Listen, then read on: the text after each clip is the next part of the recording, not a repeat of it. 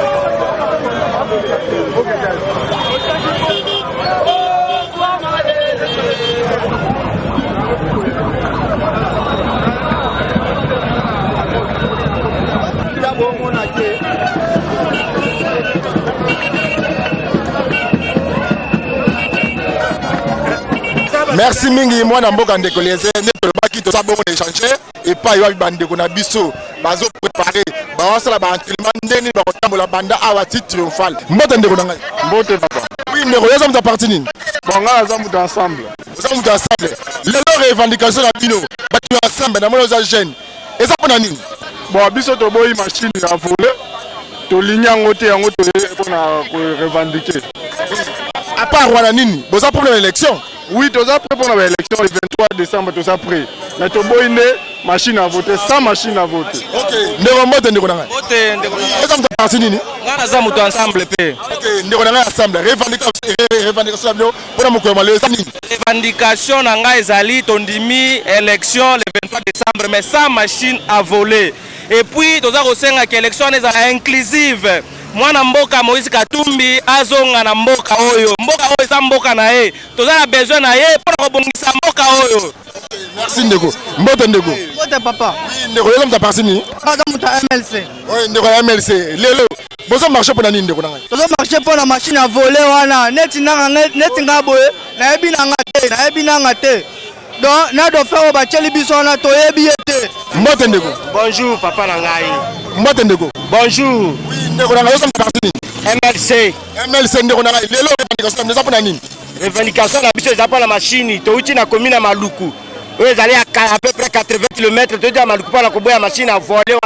Mais tu as dit maqueto une élection, mais la machine ou la tête, tu as un moteur à mort, et ça va la mique. Baboy machine wana bana bazobota malape baboy machine wana bazoboya tina mama yemo e bana babota milelo mezani ni akata mboka na biso boli kamatali machine wana to boya kana botema moko. OK ndeko na ngai revendication na blateke bande kwa INC za nini revendication na biso liboso ezali tolobi non la machine à voter peuple aboyi machine à voter toboyi toyebisi monsieur Nanga yoka population azoloba toboyi machine à voter tokokende élection toza pour élection tolobi te toboyi élection le 23 décembre le 23 tokovote ba leader na biso opposant kobimisa mutu moko le 15 novembre yango tolobi tokokende na bulletin de vote bakosala na Afrique du Sud dans peu de jours na 15 jours bakosala bulletin de vote yango tokovote machine à voter zo compliqué batu na ba insécurité na mboka na ba beni na intérêt na mboka moye ba voter na machine wana ezate tolobi machine tokovote yango te pas quelqu'un machine à voter oyebi nga aza informaticien obi secret machine wana machine a la capacité à la lecture, à information invisible, la visible.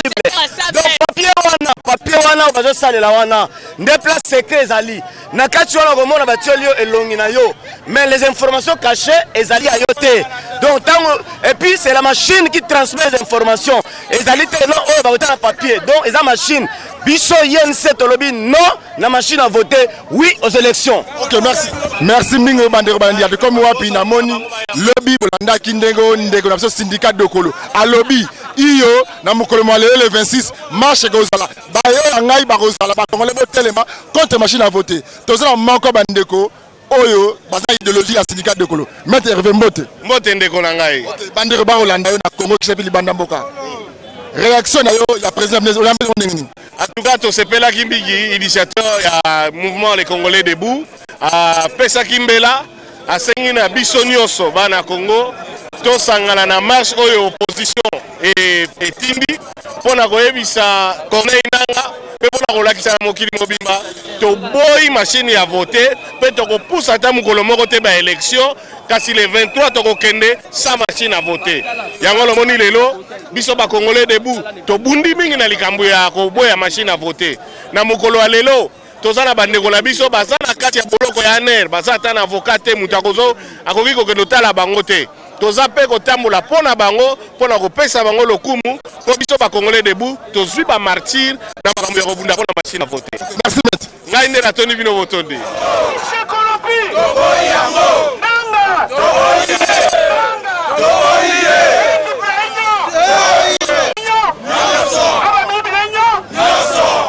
Mbote ndeko nanga. Mbote ndeko. Oui, lelo de moni bino ande konanga Steve. Réaction ya bino attaque bata nouvelle les anini. Non, réaction na biso zali que tondimi élection peuple ndazalaka souverain biso to boyi machine à voter to boyi pe fichier électoral corrompu toza kosenga na nanga longola yango élection tondimi yango tozali déjà prêt bomoni peuple congolais ndenga zali na biso candidat commun ya opposition yende moto akobima nous mukolo nini mais akobima kala te toloba le 15 novembre tokopona ye mais yeba que peuple déjà ndima ye avant que nouvel élan Nandeko Adolphe Mozito tocha loboko na candidat commun déjà peuple andimi bino moko tambola boromona ndeni peuple déjà ndimi candidat commun opposition andimi candidat au nouvel élan Adolphe Mozito pe opposant nyonso baza kopona. OK, merci ming mete mbote ndeko. Oui, tozo réaction na ndeko nanga leo de moni bino tuna ba Japan nouvel la bozo marché pona nini ndeko.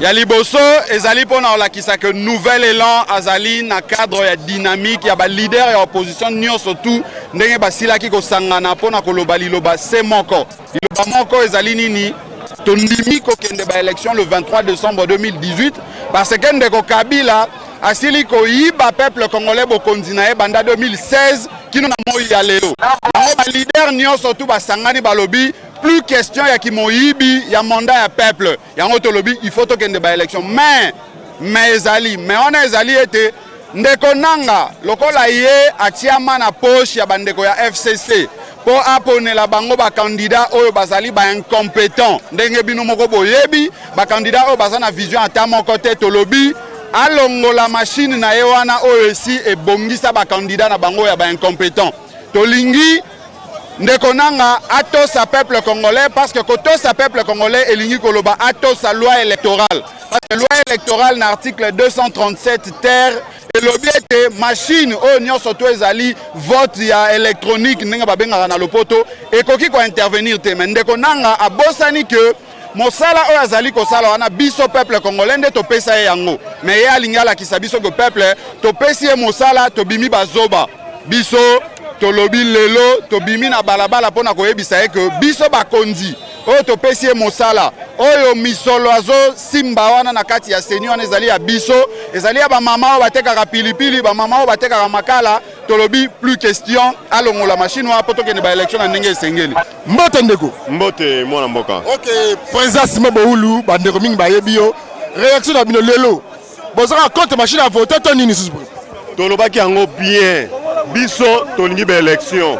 La preuve en est que biso tokangama tobetama bachimanga basopa makila bates kapangala ezalaki po tosenga élection mais élection na ndengo Kabila aza kosalisa biso te avec la machine à voter toboyi machine à voter wana ye atichaka na 2006 est-ce que machine à voter ezalaka atiche na 2011 machine à voter ezalaka amoni sikoyo ke turo moyen atiche lisusu eza te aye kotia machine à voter toboyi yango soki aza koinsiste na machine à voter tokobenga na ye le 23 décembre na ye na machine à voter na nanga na Shadari. Ok, donc bandeko so asai ba bandena lelo marche ezali bon soka ti wapi lelo marche ezali kolongwa ndenge tozali awa po gouverneur achangeaki itinéraire kolongwa awa tozokende inde ti na triomphal place tosaki meeting ya le 29 septembre nde point de chute ezali wana délégation moko récente ekende kotika memo na seni na retour na bango nde tozwi mot de la fin et puis tozongi mboka na kimia nyonso tu mwana mboka nyonso atia na mutu ke machine à voter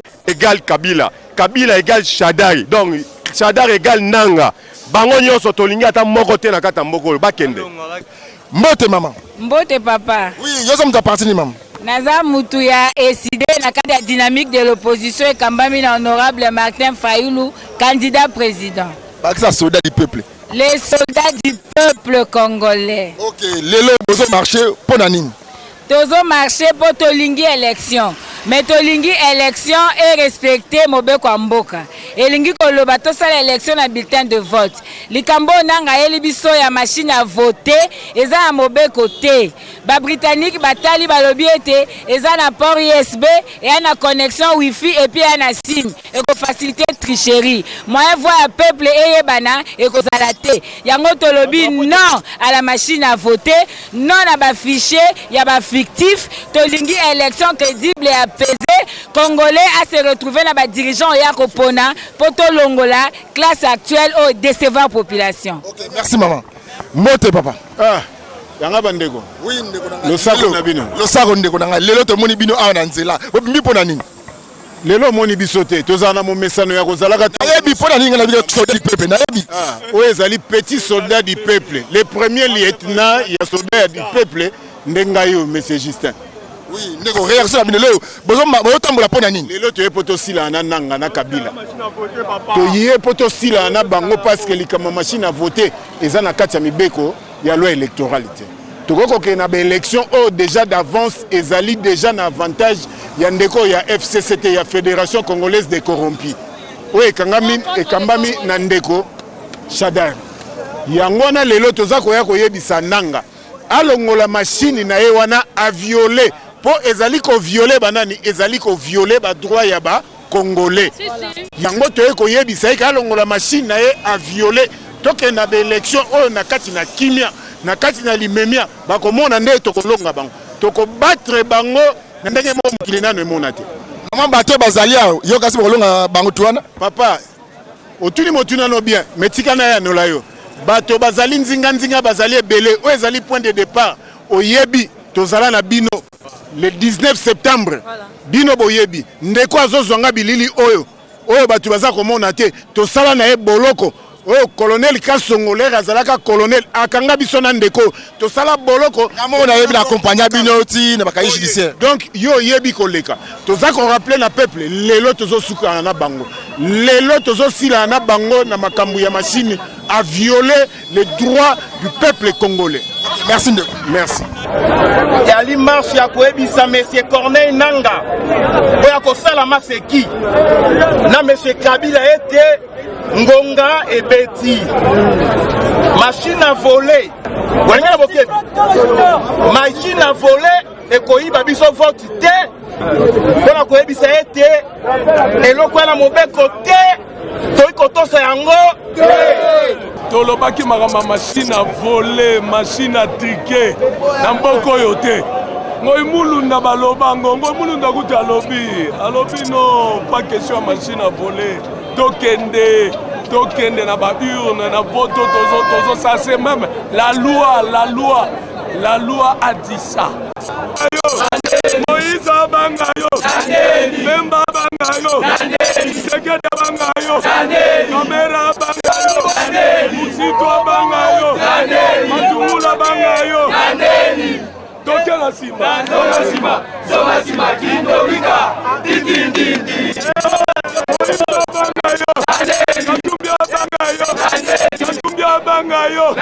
Katumbia bangayo, Memba bangayo, Elisa bangayo, Musungula bangayo, Moyo Kamere, Ebongo Muzitu, ale tokela go, Soma Kitorika,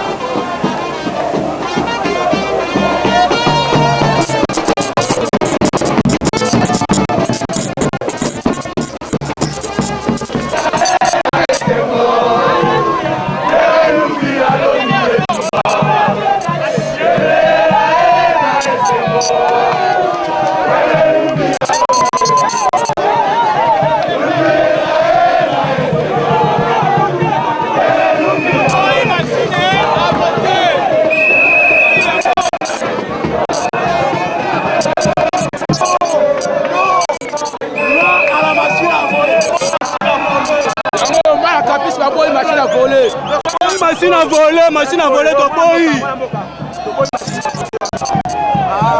Do voter de. Machine ne mo yibi to pays yango. To pays machine mo yibi to pays. Toujours.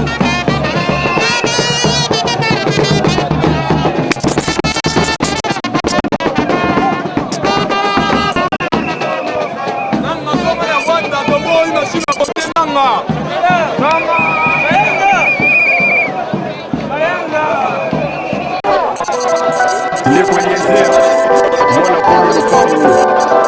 Magazine de Komiwapi 18 boy.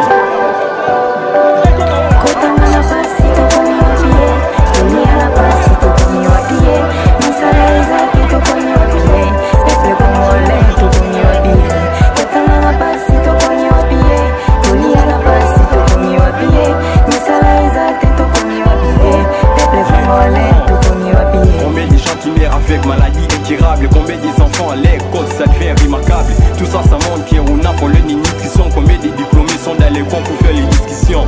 Ça montre que chez nous il n'y a pas de boulot. On fait des études comme si on est dans une rouleau. Ça fait étonner, les députés sont des parlementaires, mais quand ils sont là-bas, tous les paroles sont tombées par terre. Qui sont pour, qui sont contre, c'est leur habitude, nous tous on connaît. On n'a pas besoin de vos biens, nous avons besoin de vie sociale. Si tu trouves ça normal parce que tu mets une vie spéciale. Dans vos paliers des provisions en plein des listes. Regarde ce que nous mangeons, et mon frère, mais ça c'est risque. À cause de l'argent, dans la rue, beaucoup de prostituées. Si ça marche pour toi, et mon frère, reste là où tu es.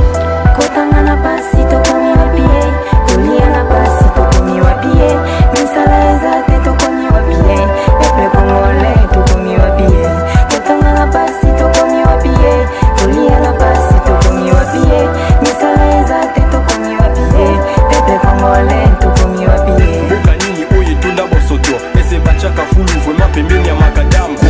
Boka nini eza kote abima. Ba étranger bazo vivre lokola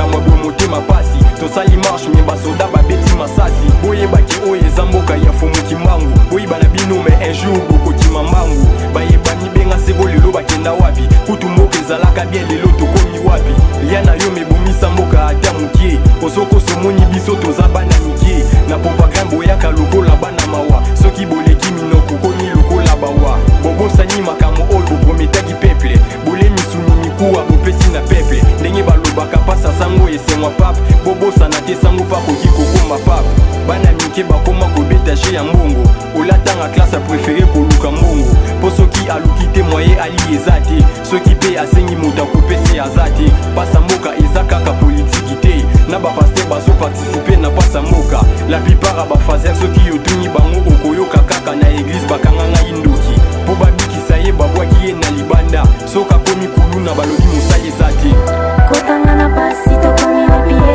kolia na pasi tokomi wapie misala eza te tokomi wapie pepe komi wane tokomi wapie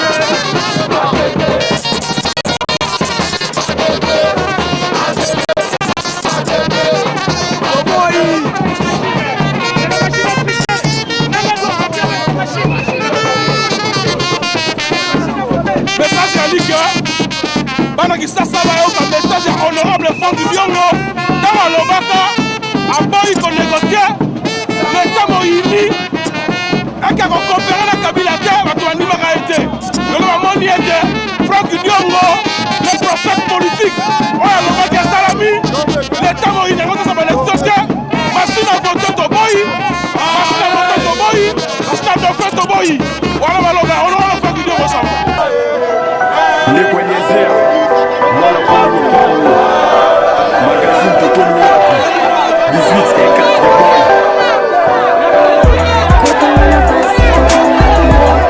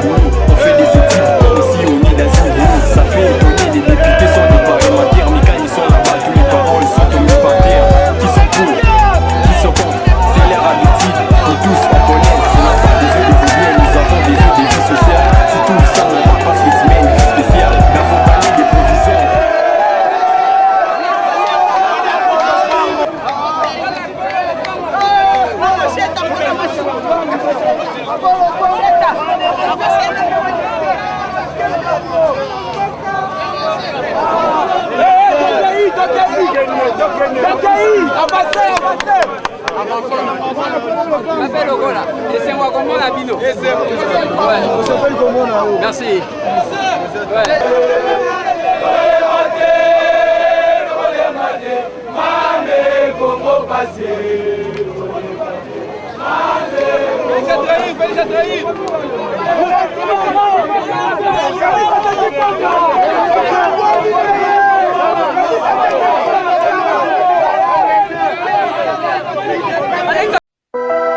Ndeko Eliezer, mwana kolo lopango, magazine tokomi wapi 18 et 4 boy.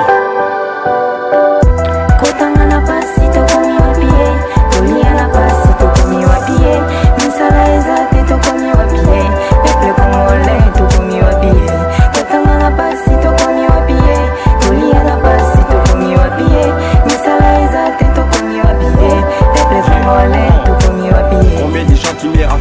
maladie incurable. Combien des enfants à l'école, ça devient remarquable. Tout ça, ça montre qu'on a pour le nutrition. Combien des diplômés sont dans les coins pour faire les discussions.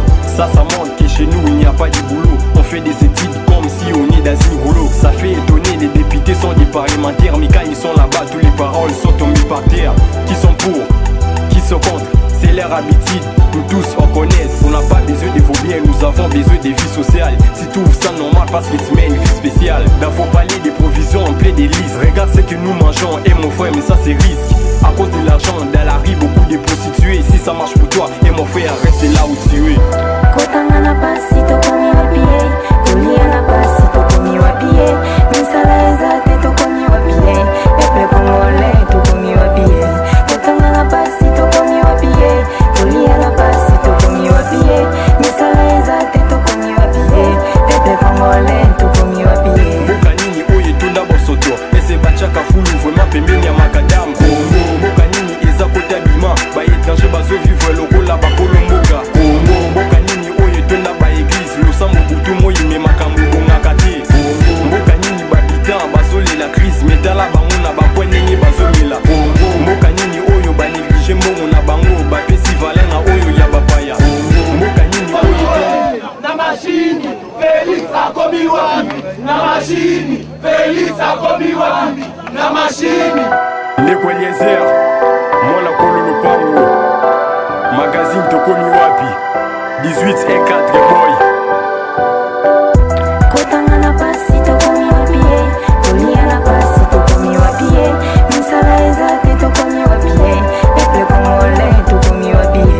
Kotangana pasito komi wapie, kuliana pasito komi wapie, misaleza teto komi wapie, peuple congolais to komi wapie. Combien de gens qui meurent avec maladie incurable, combien des enfants à l'école, ça devient remarquable. Tout ça, ça montre qu'on a pour le nutrition. Combien de diplômés sont dans les coins pour faire les discussions. Ça montre que chez nous, il n'y a pas de boulot. On fait des études comme si on est dans une rouleau. Ça fait étonner, les députés sont des parlementaires. Mais quand ils sont là-bas, tous les paroles sont tombées par terre. Qui sont pour, qui sont contre, c'est leur habitude.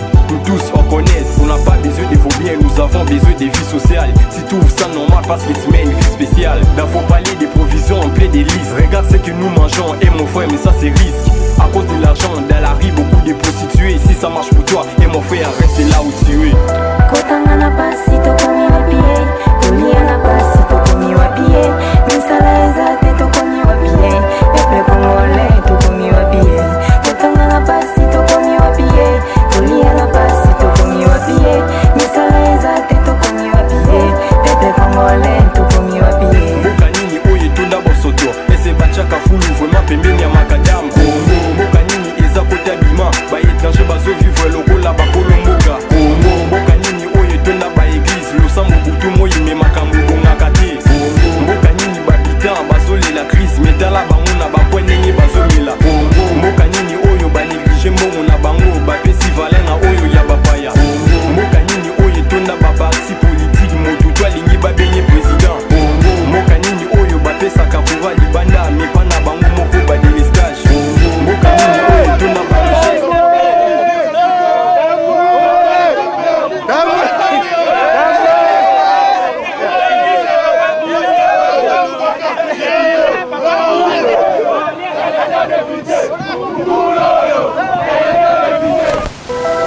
Ndeko Eliezer, mwana kolo lopango, magazine tokomi wapi, 18 et 4 boy.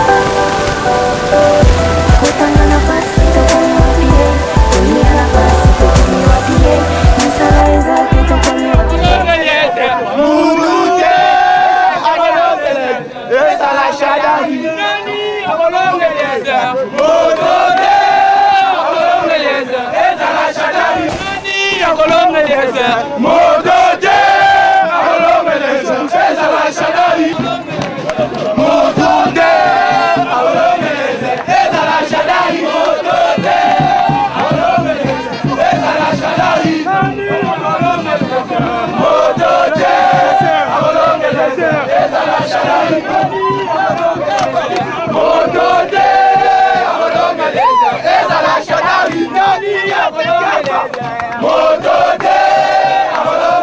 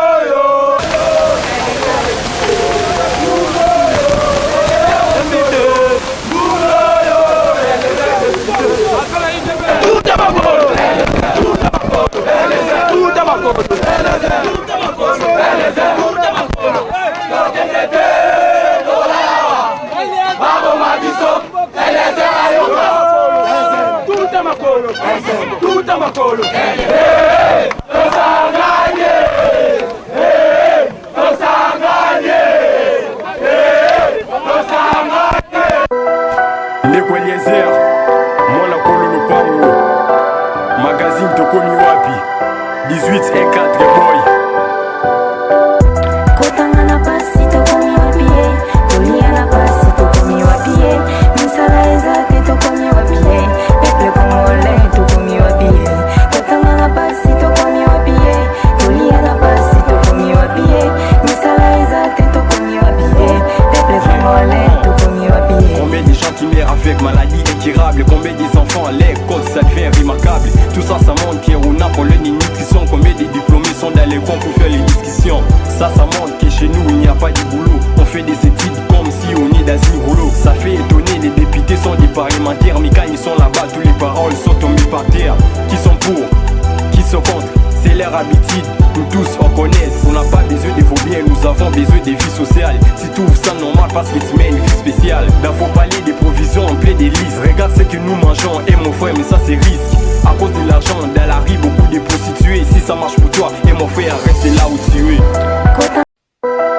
Ndeko Eliezer, mwana kolo lupango, magazine tokomi wapi, 1814 boy. Kotanga na pasi tokomi wapi, kolia na pasi tokomi wapi, misala ezate tokomi wapi, peuple congolais tokomi wapi. Kotanga na pasi tokomi wapi, kolia na pasi tokomi wapi, misala ezate tokomi wapi, peuple congolais tokomi wapi. Combien de gens qui meurent avec maladie incurable, combien des enfants à l'école, ça devient remarquable. Tout ça, ça montre qu'on a pour le nutrition. Combien de diplômés sont dans les coins pour faire les discussions. Ça montre que chez nous il n'y a pas de boulot. On fait des études comme si on est dans une rouleau. Ça fait étonner, les députés sont des parlementaires, mais quand ils sont là-bas, tous les paroles sont tombées par terre. Qui sont pour, qui sont contre, c'est leur habitude. Nous tous on connaît, on n'a pas besoin de vos biens, nous avons besoin de vie sociale. Si tu trouves ça normal parce que tu mets une vie spéciale. Dans vos paliers des provisions en plein délice. Regarde ce que nous mangeons, et mon frère, mais ça c'est risque. À cause de l'argent, dans la vie, beaucoup de prostituées. Si ça marche pour toi, et mon frère, reste là où tu es. Kotanga na pasi tokomi wapi, kolia na pasi tokomi wapi, misala ezate tokomi wapi, peuple congolais tokomi wapi. Kotanga na pasi tokomi wapi, kolia na pasi tokomi wapi, misala ezate tokomi. Awa na micro ya tokomi wapi, nalingi boyeba boye. Marche oyo eza marche ya opposition. Opposition nyonso eyei mpona korejete machine à voter. Na kati ya marche oyo IDPS aza na kati. Bakombata na ye baza ngai moko allié ya IDPS naza na kati. Donc tout le monde est là. Eza combat ya opposition, eza combat ya individualité. Alors toyei mpona korejete machine, koyebisa seni ke machine à voter et ko créer biso ba problème to tikango to kenana vote normal. Message à l'élo ezali que jeunesse congolaise atelemengbi alobi machine à voter koleka te tolingi ba élection mais ba élection tolingi il faut ça la élection moko démocratique transparente et inclusive. Yango lelo moni peuple congolais jeunesse kinoise to bimi to ba non à l'utilisation de la machine à voter. Bitumbo Etienne Tshisekedi omu mabundaki génération la biso mu ko achever ango to ko achever bitumbo yo soki alternance et salami avec alternative. Pour le prochain président de la République a une opposition oyo za ini les l'homme. Toi on a besoin d'unité. Leader to ko mettre rare. Mais l'on a makasi lelo, est la IDPS, est la MINC, est la MSR, est la biso a jeune union sur opposition tozali ini.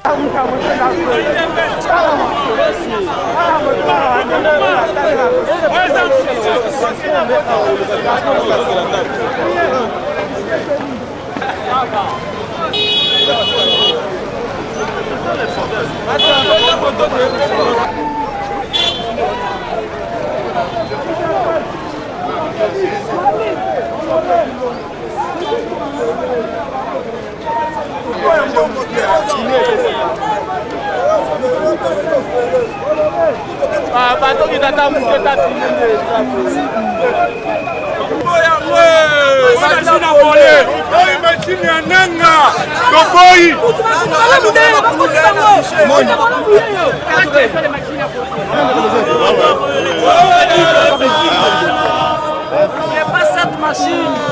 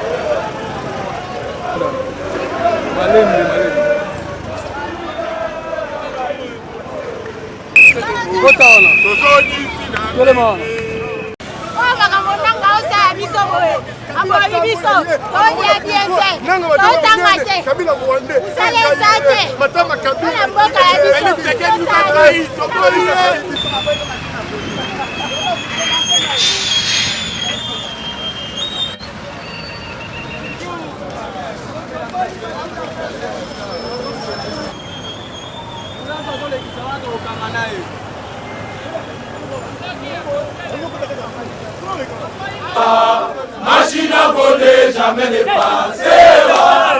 Non, non, non, jamais ne passera. Machine à voler, jamais ne passera. Non, non, non, jamais ne passera. Machine à voler, jamais ne passera. Non, non, non, jamais ne passera. Machine à voler, jamais ne passera. Mais parler à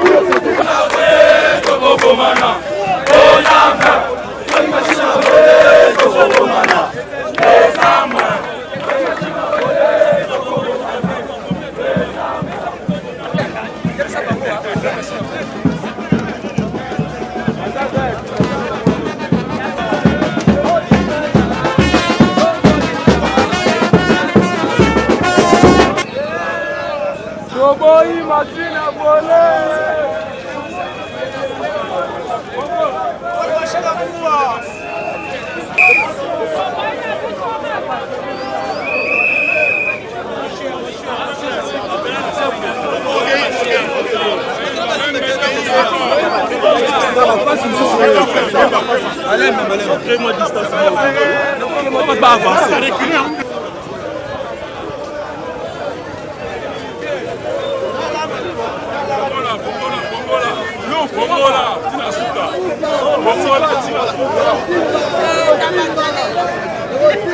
C'est tout.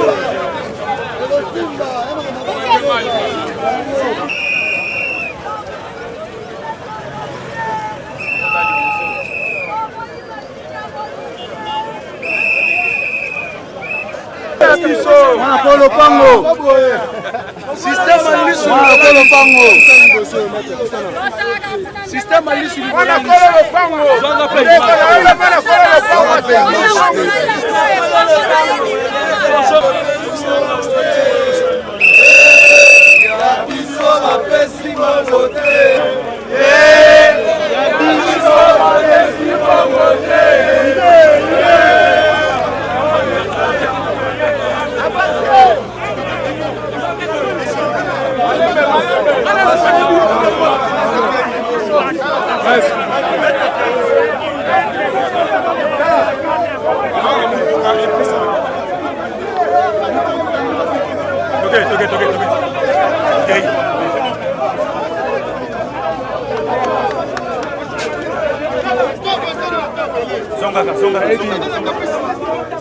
Papa, yo zonga makasi. Zonga professionnel. Zonga. Contrôlez pas.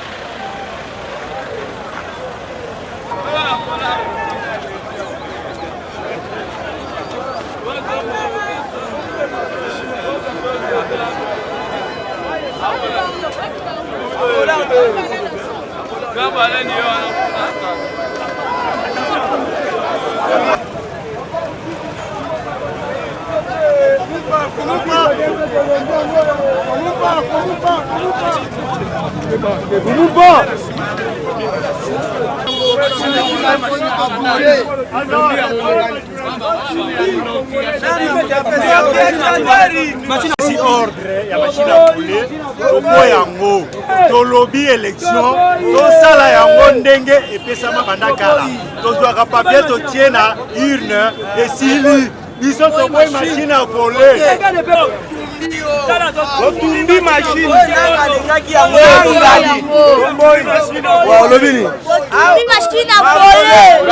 tomoni ba Fayulu Martin, ba Muzito Adolphe, ba Madame Ifoku, tomoni ba Prof Matungulu, tomoni bandeko ya Ensemble pour le changement, tomoni kuna bandeko ya ba Congolais debout, tomoni batu ya Pende, tomoni bandeko ya Lusha, bref tomoni bandeko ebele kuna. Pende tomoni Madame Madia, na bandeko ebele. Marche salemi sans incident. Sauf que peuple azali komi tout na pona nini UDPS akokaki ko salate, akokaki ko zalate, bien que na kati wana il y avait quelques combattants de l'UDPS que nous connaissons, que nous avons vus. Eza kolobanini, qu'est-ce qui va se passer après cette marche? Awa toye kotala ndenge nini bayokanaki na gouverneur André Kimbuta qui na sima bakotinda une délégation pour na ko déposer memo na bango awa na seni yango tokiti awa pour que tokoka ko échanger na bango masolo bande konanga démarche to marche o esalemi to la démarche de l'opposition ezaya que baboyi machine à voter. Est-ce que ça va changer la volonté de la CENI? Lelo toyoki bande komoko bakobenganga toyoki ke machine à voter ngo e dindi na mai ya solo to ya lokutanga na lobi na bango na zana information wana nanu te soki ezana ba o bazana ngo bakopesa soki eza ya solo to koyeba kaka. Voilà bande konanga tokozela totala après dépôt tokoka ko changer na bande ko o bazana kati. Merci. Okay, bakutana na mutu kana yeba.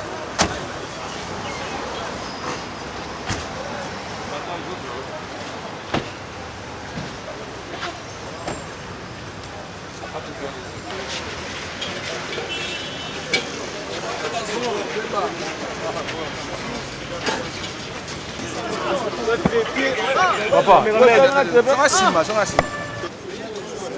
monsieur.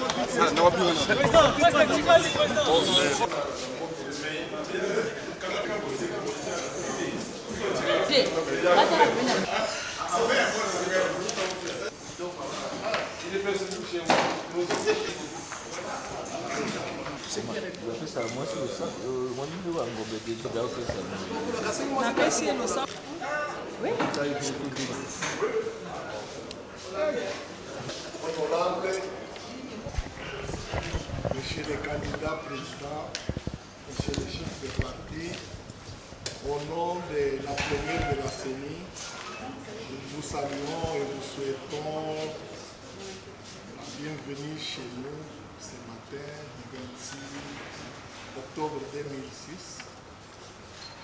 Nous nous remettons à vous pour recevoir le message. Monsieur le rapporteur de la CENI, je vais vous remettre les mémorandums du collectif des partis et regroupements politiques de l'opposition qui vous est adressé en tant que commission électorale nationale indépendante. Nous sommes venus dans la paix pour vous remettre ces mémorandums, pour vous rappeler que votre rôle en tant que CENI, c'est d'assurer la régularité du scrutin dans son ensemble.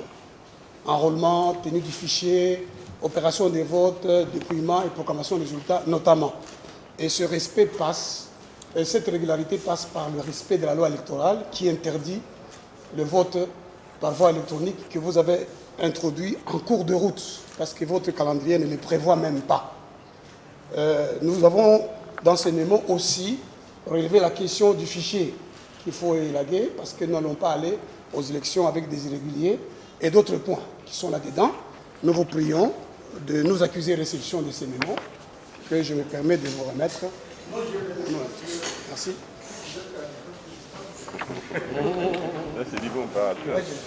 Voilà. Je vous prie d'accuser officiellement réception sur cette copie-là. Merci beaucoup. Dirka.